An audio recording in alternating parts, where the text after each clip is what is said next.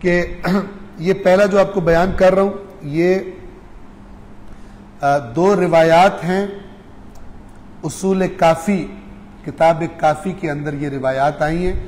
موضوع ان روایات کا یہی ہے کہ بات سننا کسی کے بارے میں بری بات اور اس کو آگے چلا دیں، یہ موضوع ہے۔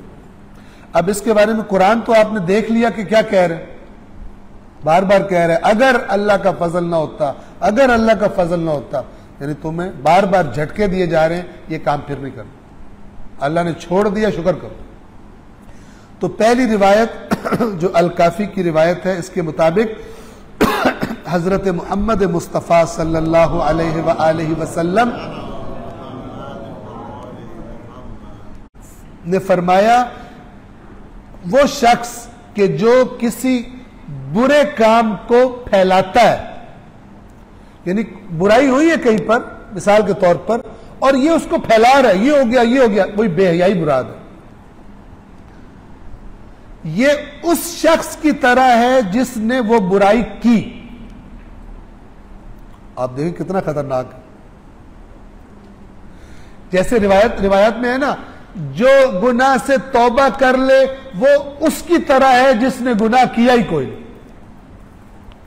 یعنی یہ اللہ کے کرم صدق کے دل سے توبہ کرے تو اللہ کے نزدیک کیسے ہو جائے گا، گویا گناہ کیا ہی نہیں۔ اور ادھر سے بے حیائی کی بات سن کے آگے پھیلانا، تو اللہ کے نبی کا اس روایت کے مطابق کیا فرما رہے ہیں؟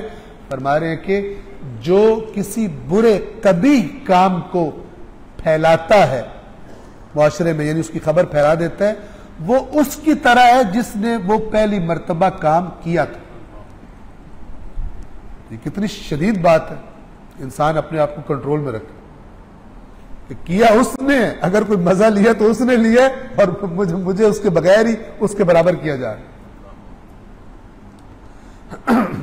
دوسری روایت یہ بھی الکافی میں ہے۔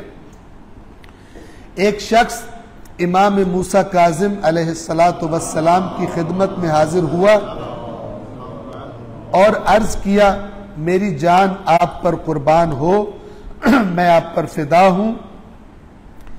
میرے دینی بھائیوں میں سے ایک کے بارے میں کوئی بات مجھے بتائی گئی ہے، یعنی میرے دینی بھائیوں میں سے ایک بھائی کے بارے میں، یعنی ایک مومن کے بارے میں، ایک مسلمان کے بارے میں کچھ لوگوں نے مجھے اس کے بارے میں ایک بات بتائی ہے کہ مجھے وہ پسند نہیں، مجھے اچھی نہیں لگی کہ میرے بھائی نے یہ کام کی۔ مجھے لوگوں نے کہا اس نے یہ کام کیا ہے اور مجھے یہ بات اچھی نہیں لگی۔ میں نے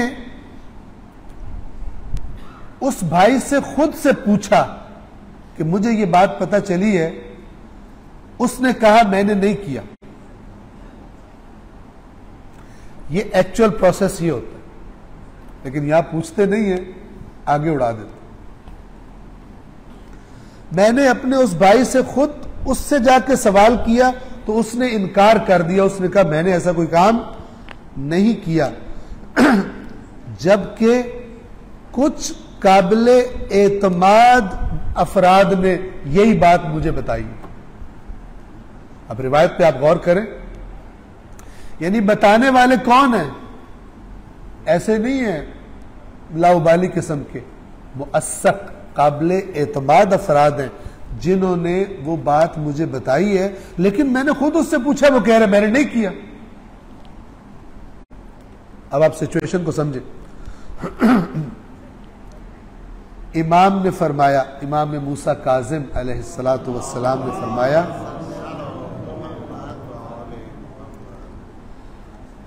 اپنے کانوں اور اپنی آنکھ کو اپنے مسلمان بھائی کے مقابلے میں جھٹلا دے۔ کیا مطلب؟ کہے کہ جو کتنی شدید بات ہے کہ اگر تیرا مومن بھائی کہہ رہے نا کہ میں نے نہیں کیا تو تو نے جو سنا ہے جھٹلا دے، اس کو ڈیفینڈ کر، اس کی سائڈ پہ کھڑا ہو۔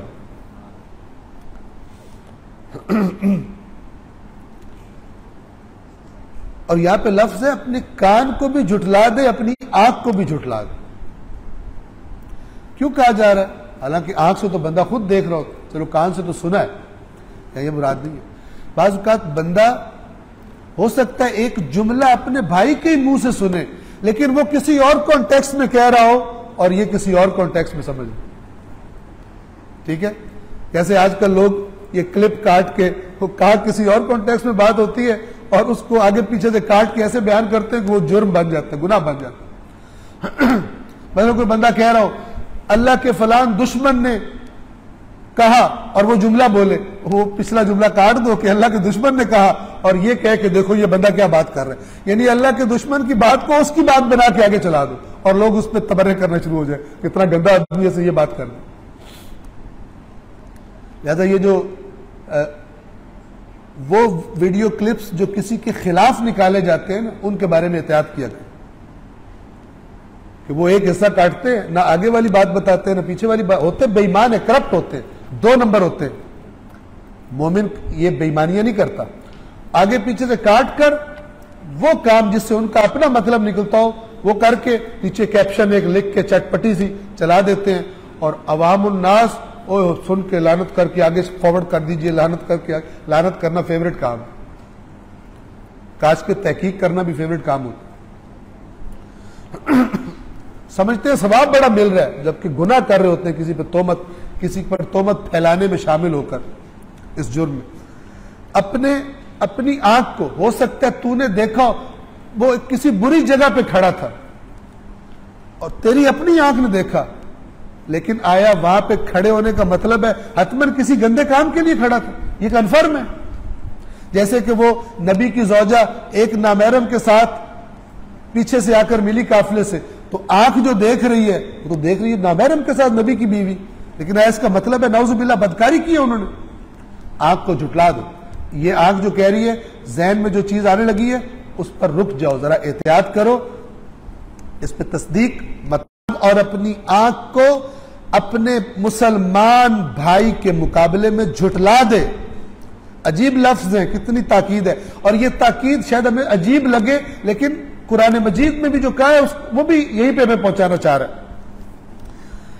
پھر فرمایا حتیٰ اگر 50 بندے قسم کھائیں کہ اس نے وہ کام کیا ہے اور وہ خود کہے کہ میں نے نہیں کیا، اس کی بات مان اور ان دوسروں کو جھٹلا دے۔ اللہ نے، دین نے لوگوں کی عزتوں کی حفاظت کا کتنا بندوبست کیا، کتنا بندوبست کیا، اور ہم کیا کرتے؟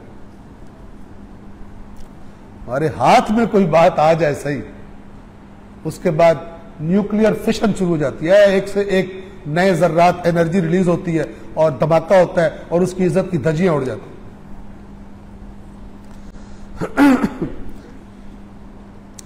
پھر فرمایا ہرگز وہ چیز، وہ بات کہ جو تیرے بھائی کے لیے عیب کا باعث ہے، اس کے لیے ننگ کا باعث ہے اور اس کی شخصیت کو خراب کر دے گی، وہ چیز ہرگز اس کو معاشرے میں مت پھیلا،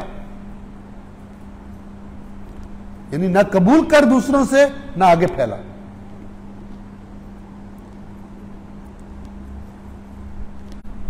کہ اگر تو کرے گا، اب توجہ فرمائے، اگر تو نے یہ کام کر دیا تو تو ان لوگوں میں شامل ہو جائے گا جن کے بارے میں اللہ نے فرمایا ہے کہ جو لوگ یہ چاہتے ہیں کہ مومنوں کے درمیان بے حیائی کی باتیں پھیلیں، ان کے لیے دنیا و آخرت میں دردناک عذاب ہے۔ یعنی اسی آیت کی تلاوت کی جو ابھی ہم نے پڑھی ہے کہ اگر تو یہ کرے گا تو تو ان لوگوں میں شامل اللہ تجھے کر دے گا جن کے بارے میں اللہ فرماتا ہے ان الذین یحبون ان تشیء الفاحشۃ فی الذین آمنوا۔